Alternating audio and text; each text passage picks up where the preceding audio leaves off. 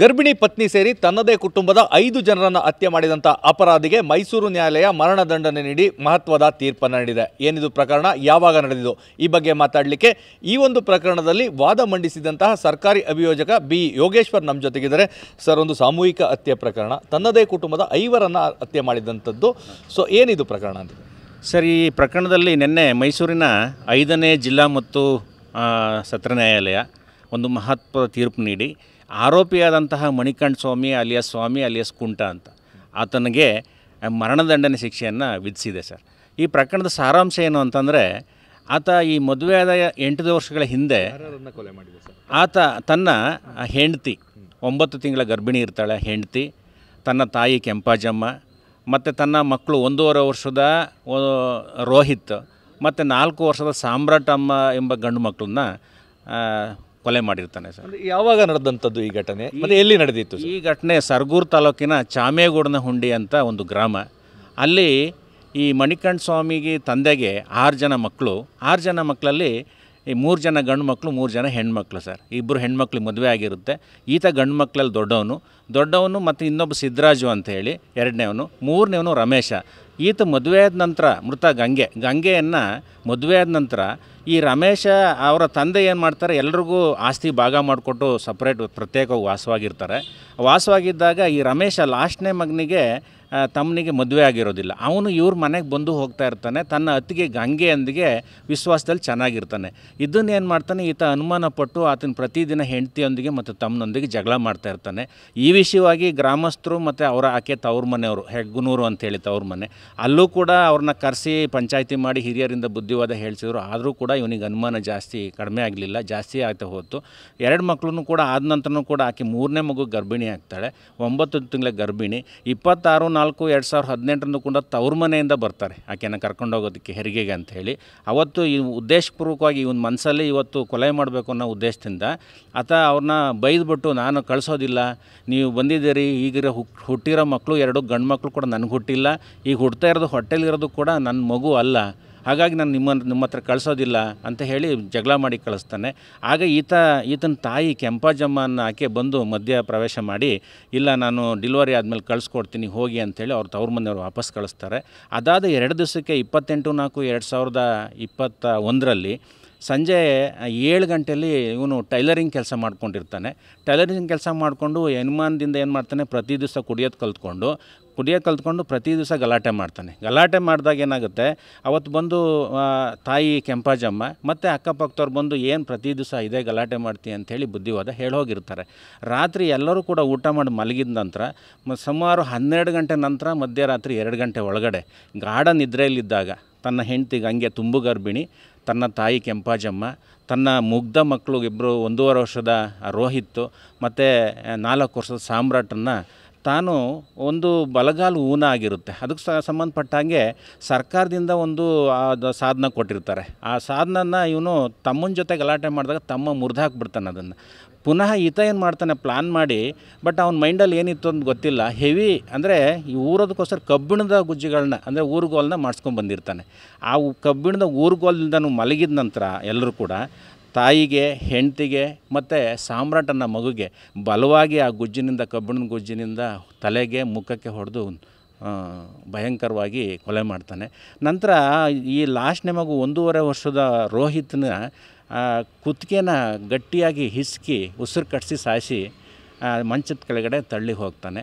ಅವನು ಅಲ್ಲಿಂದ ಕೊಲೆ ಮಾಡಿದ ನಂತರ ಅವನು ಅಲ್ಲಿಂದ ತಲೆ ಮರೆಸ್ಕೊಂಡು ಹೋಗ್ತಾನೆ. ಒಂದು ತಾಯಿ, ಪತ್ನಿ, 2 ಮಕ್ಕಳು. ಸೊ ಗರ್ಭಿಣಿ ಆಗಿರೋದ್ರಿಂದಾಗಿ 5ನೇ ಕೊಲೆಯನ್ನು ಕನ್ಸಿಡರ್ ಮಾಡೋದು ಅಥವಾ ಹೇಗೆ ಅಂತ ನ್ಯಾಯಾಲಯ ಯಾವಾಗ ಪರಿಗಣಿಸಿ?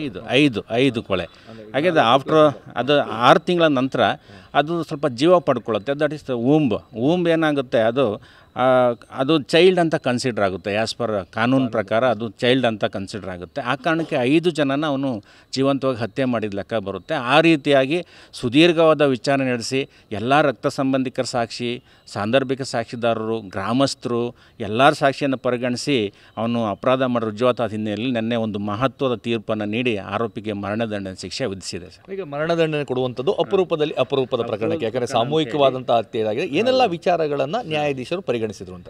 ಏನೆಲ್ಲ ಅಂದರೆ, ಈಗ ನಾವು ಆತ ಆರೋಪ ಮಾಡಿರೋದು ಅಪರಾಧ ಮಾಡೋ ರುಜುವಾತಾದಮೇಲೆ ಈಗ ಒಂದು ಶಿಕ್ಷೆ ಪ್ರಮಾಣದ ಬಗ್ಗೆ ಒಂದು ಸುದೀರ್ಘವಾದ ಚರ್ಚೆ ಆಗುತ್ತೆ, ವಾದ ವಿವಾದ ಆಗುತ್ತೆ. ಆ ವಾದ ವಿವಾದದಲ್ಲಿ ಹಲವಾರು ಪ್ರಕರಣಗಳಲ್ಲಿ ಸರ್ವೋಚ್ಚ ಮತ್ತು ಉಚ್ಚ ನ್ಯಾಯಾಲಯಗಳು ತೀರ್ಪನ್ನು ನೀಡಿದ್ದೇವೆ ಸರ್. ಈಗ ಆರೋಪಿಯ ಹಿನ್ನೆಲೆ ಮತ್ತು ಆತನ ಕ್ರಿಮಿನಲ್ ಬ್ಯಾಕ್ಗ್ರೌಂಡು, ಆತನ ಮಾನಸಿಕ ಹಿನ್ನೆಲೆ, ಆರ್ಥಿಕ ಹಿನ್ನೆಲೆ, ಸಾಮಾಜಿಕ ಹಿನ್ನೆಲೆ, ಮತ್ತು ಈ ಸತ್ತೋಗಿರೋಂಥದ್ದು ಅಂದರೆ ಯಾರು ಸಾಯಿಸಿದ್ದಾನೆ, ಈಗ ಇನ್ನೋಸೆಂಟ್ ಮಕ್ಕಳು, ಏನೂ ಅರಿಯದ ಮುಗ್ಧ ಮಕ್ಕಳು, ಮತ್ತು ಇನ್ನೋಸೆಂಟ್ ವುಮನ್ ಏನರ ತಾಯಿ, ಸ್ವತಃ ಹೆತ್ತ ತಾಯಿ, ಮತ್ತು ತನ್ನ ಹೆಂಡತಿ ಏನೂ ಇಲ್ದೇ ಮೋರೋವರ್ ಇದರಲ್ಲಿ ಏನಾಗುತ್ತೆ ಅಂತಂದರೆ DNA ಟೆಸ್ಟಿಗೆ ಕಳಿಸ್ತೀವಿ ಸರ್. ಈಗೇನು ಆ ಒಂದು ಇನ್ಫಾರ್ಮೇಷನ್ ಸಿಕ್ಕಿದ ತಕ್ಷಣ ಪೊಲೀಸರು ತನಿಖೆಗೆ ಧಾವಿಸ್ತಾರೆ ಸ್ಥಳಕ್ಕೆ ಹೋದಾಗ ಈ ಒಂದು ಚಿತ್ರಣ ಸೀನ್ ಆಫ್ ಕ್ರೈಮ್ ನೋಡಿದಾಗ ಅದು ಪೊಲೀಸರಿಗೆ ಅನುಮಾನ ವ್ಯಕ್ತ ಆಗುತ್ತೆ. ಏನಂತ ಅಂದರೆ ಈ 5 ಕೊಲೆನ ಯಾರು ಮಾಡ್ರು, ಒಬ್ಬನ ಕೈಲಿ ಹೇಗೆ ಸಾಧ್ಯ ಆಗುತ್ತೆ ಅಂತ. ಆ ಕಾರಣಕ್ಕೆ ಅಂತಂದರೆ ಆ ಮನೇಲಿ ಸಿಕ್ಕಂಥ ಎಲ್ಲ ವಸ್ತುಗಳನ್ನ ಅಂದರೆ ಅನ್ನ, ಸಾಂಬಾರು, ಮತ್ತೊಂದು ಎಲ್ಲನೂ ಕೂಡ ತಗೊಂಡು, ವಾಟ್ರ್ ಎಲ್ಲ ನೀರನ್ನು ತಗೊಂಡು ಪ್ರಯೋಗಾಲಯಕ್ಕೆ ಕಳಿಸಿದಾಗ ಅದರಲ್ಲಿ ಯಾವುದೂ ಕೂಡ ಒಂದು ವಿಷಕಾರಿ ಅಥವಾ ಮತ್ತು ಬರ ಅಂತ ಯಾವುದೂ ಕೂಡ ಅಂಶ ಕಂಡು ಬಂದಿಲ್ಲ. ಹೊಡೆದೇ ಸಾಯಿಸಿರೋದು ಅಂತ ರುಜುವಾತಾಯಿತು. ಆ ಕಾರಣಕ್ಕೆ ನಾವು ಇದು ಘೋರ ಪ್ರಕರಣ ಅಂತ ಕಂಡು ಬಂದು ಮಕ್ಕಳನ್ನ ಯಾವುದೇ ಒಂದು ಸೊಸೈಟಿಯಲ್ಲಿ ಈಗ ಮಕ್ಕಳ ಮೇಲೆ ಅಪರಾಧ ಆಗೋಂಥದ್ದು, ಮಕ್ಕಳ ಮೇಲೆ ಅತ್ಯಾಚಾರ, ಮಕ್ಕಳ ಮೇಲೆ ಕೊಲೆ ಸುಲಿಗೆ ಆಗೋಂಥದ್ದನ್ನ ಯಾರೂ ಕೂಡ ಸಹಿಸೋದಿಲ್ಲ. ಇವೆಲ್ಲನೂ ಕೂಡ ನಾವು ಘೋರ ಪ್ರಕರಣ ಅಂತ ತಗೊಂಡು, ಮೋರೋವರ್ ತುಂಬ ಗರ್ಭಿಣಿ, ಈಗ ಅವತ್ತು ತವ್ರ ಮನೆಗೆ ಕಳಿಸಿದ್ರೆ ಆಕೆ ಉಳ್ಕೊತಿದ್ಲು, ಅವ್ನ ಜೀವ ಉಳಿತಾಯಿತ್ತು. ಆ ಕಾರಣಕ್ಕೆ ಆಕೆನೂ ಕೂಡ ಕಳಿಸ್ತಾನೆ. ಇವನ ಮನಸ್ಸಲ್ಲಿ ಇವತ್ತು ಕೊಲೆ ಮಾಡಲೇ ತೀರಬೇಕು ಅಂಥೇಳಿ ಇಷ್ಟು ಜನನ ತಾಯಿನೇ ಯಾಕೆ ಕೊಲೆ ಮಾಡ್ದಂಥ ಪ್ರಶ್ನೆ ಬಂತು. ಈಗ ತಮ್ಮನ ಜೊತೆ ಅನುಮಾನ ಪಟ್ಟು 2-3 ಸರಿ ಜಗಳ ಆಗಿತ್ತು ಸರ್. ಅವಾಗ ಏನಾಗುತ್ತೆ, ಈಗ ತಾಯಿ ಇಂಟರ್ವ್ಯೂನ್ ಆಗಿ ಇಲ್ಲ ಸೊಸೆ ತುಂಬ ಒಳ್ಳೆಯವಳು, ಪರ ವಹಿಸಿದಲ್ಲ ಅಂಥೇಳಿ ತಾಯಿ ಕೊಲೆ ಮಾಡ್ತಾನೆ. ಮರಣದಂಡನೆ ವಿಧಿಸೋದಾಗಿದ್ದರೆ ಮುಂದಿನ ಪ್ರಕ್ರಿಯೆ ಹೇಗಿರುತ್ತೆ, ಯಾವಾಗ ಇದು ಅನುಷ್ಠಾನ ಆಗುತ್ತೆ ಅಂತೇಳಿ? ಅನುಷ್ಠಾನ ಆಗುತ್ತೆ, ಇದು ಸರ್ವೋಚ್ಚ ನ್ಯಾಯಾಲಯದವರೆಗೂ ಕೂಡ ಇದು ಅದನ್ನ ಏನಾಗುತ್ತೆ ಪ್ರಶ್ನೆ ಆಗಿ ಅದು ಅಲ್ಲಿ ಕೂಡ ಆರೋಪಿಗೆ ಅದನ್ನು ಚಾಲೆಂಜ್ ಮಾಡೋ ಅಂಥ ಒಂದು ಹಕ್ಕಿದೆ ಕಾನೂನು ವ್ಯಾಪ್ತಿ ಒಳಗಡೆ. ಹಾಗಾಗಿ ಏನಾಗುತ್ತೆ, ಈಗ ಮಾನ್ಯ ನಮ್ಮ ಏನು 5ನೇ ಸೆಷನ್ ನ್ಯಾಯಾಲಯ ಅದನ್ನು ಪ್ರಕರಣದ ಡೆತ್ ಸೆಂಟೆನ್ಸ್ ಕನ್ಫರ್ಮೇಷನ್ನಿಗೆ ಅದನ್ನ ಕಾಯಂಗೊಳಿಸೋದಕ್ಕೆ ಹೈಕೋರ್ಟ್ಗೆ ಎಂಟೈರ್ ಕಡ್ತವನ್ನ ನಾವು ಕಳಿಸ್ಕೊಡ್ತಾರೆ ಕೋರ್ಟಿಂದ.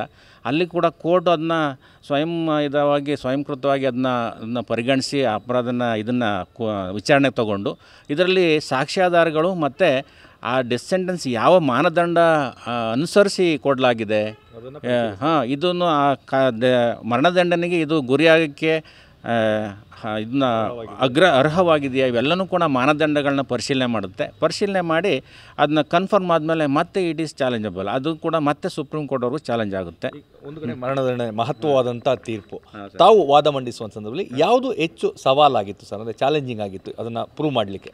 ಈಗ ಚಾಲೆಂಜ್ ಆಗಿತ್ತು ಅಂತಂದರೆ, ಈಗ HD ಕೋಟೆ ಅಂದರೆ ಎಲ್ರಿಗೂ ಗೊತ್ತಿರೋ ರೀತಿ ಅದು ಸ್ವಲ್ಪ ಹಿಂದುಳಿದ ತಾಲೂಕು ಮತ್ತು ಈ ಎಜುಕೇಷನಲ್ಲೂ ಕೂಡ ಸ್ವಲ್ಪ ಕಡಿಮೆನೇ ಇದೆ ಸರ್. ಹಾಗಾಗಿ ನಮ್ಮಲ್ಲಿರ್ತಕ್ಕಂಥ ಎಲ್ಲ ಸಾಕ್ಷಿದಾರರು ಕೂಡ ಸ್ವಲ್ಪ ಅನಕ್ಷರಸ್ಥಿದ್ರು.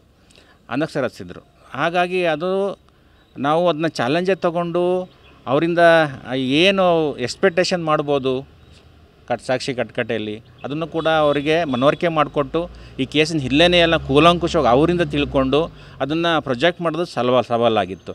ಮೋರೋವರ್ ಇದರಲ್ಲಿ ಸವಾಲು ಮತ್ತೊಂದು ವಿಷಯ ಏನು ಅಂತಂದರೆ, ಈಗ ಆತ ಅಂಗವಿಕಲ ಇದ್ದ 5 ಜನನ ಯಾವ ರೀತಿ ಸಾಯಿಸಿರ್ಬೋದು ಅನ್ನೋದು ಕೂಡ ನಮಗೆ ಸಂಪೂರ್ಣವಾದ ಸುದೀರ್ಘ ತನಿಖೆಯಿಂದನೇ ನಮಗೆ ಗೊತ್ತಾಯಿತು. ಈಗ ಇನ್ಷಿಯಲಿ ನಮಗೆ ಅದು ಚಾಲೆಂಜೇ ಆಗಿತ್ತು.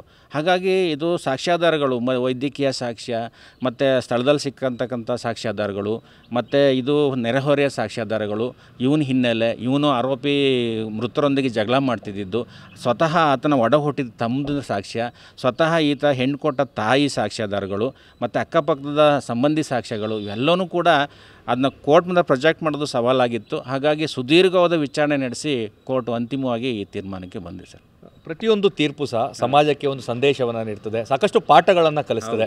ಈ ಒಂದು ಪ್ರಕರಣದಲ್ಲಿ ಯಾವ ರೀತಿಯ ಸಂದೇಶ ಪಾಠ ರವಾನೆಯಾಗುತ್ತೆ? ಯಾಕಂದರೆ ಕೋಪದ ಕೈಗೆ ಬುದ್ಧಿಯನ್ನು ಕೊಟ್ಟು ಕ್ಷಣದ ಕೋಪಕ್ಕೆ ಈ ರೀತಿಯಾದಂಥದ್ದು 5 ಅಮೂಲ್ಯ ಜೀವಗಳು ಕಳ್ಕೊಂಡು ಮತ್ತು ಆತ ಸಹ ಈಗ ಮರಣದಂಡನೆಗೆ ಗುರಿಯಾಗಿದ್ದಾನೆ.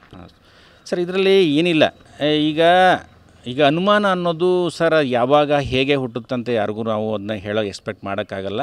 ಅದು ಕಾನೂನು ವ್ಯಾಪ್ತಿಯಲ್ಲಿ ಹೀಗೇ ಇರಬೇಕು ಅಂತ ಏನಿಲ್ಲ ಸರ್. ಹಲವಾರು ಸಂದರ್ಭಗಳಲ್ಲಿ ಒಂದು ಕ್ಷುಲ್ಲಕ ಕಾರಣಕ್ಕೆ ಅನುಮಾನ ಹುಟ್ಟುತ್ತೆ. ಏಕೆಂದರೆ ಈ ನಮ್ಮ ಪ್ರಕರಣದಲ್ಲಿ ಏನಾಗಿದೆ ಅಂದರೆ DNA ರಿಪೋರ್ಟಲ್ಲಿ ಅವನೇ ಸ್ವತಃ ತಂದೆ ಅಂತ ಬಂದಿದೆ.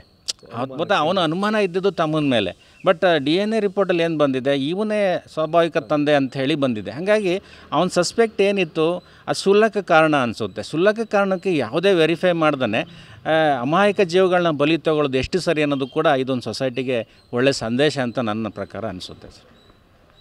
ಇದು ಸರ್ಕಾರಿ ಅಭಿಯೋಜಕರಾದಂತಹ ಯೋಗೇಶ್ವರ್ ಅವರ ಸ್ಪಷ್ಟವಾದಂತಹ ಮಾತುಗಳು. ಕ್ಷುಲ್ಲಕ ಕಾರಣಕ್ಕೆ ಅನುಮಾನ ಅನ್ನೋ ರೋಗವನ್ನು ಮನಸ್ಸಲ್ಲಿ ಹಚ್ಕೊಂಡು ಕ್ಷಣಾರ್ಧದಲ್ಲಿ ಆದಂತಹ ಕೃತ್ಯ ಇದಾಗಿದೆ. ಇದು ಸಮಾಜಕ್ಕೆ ಒಂದು ಉತ್ತಮವಾದಂತಹ ಸಂದೇಶವನ್ನು ರವಾನಿಸ್ತದೆ.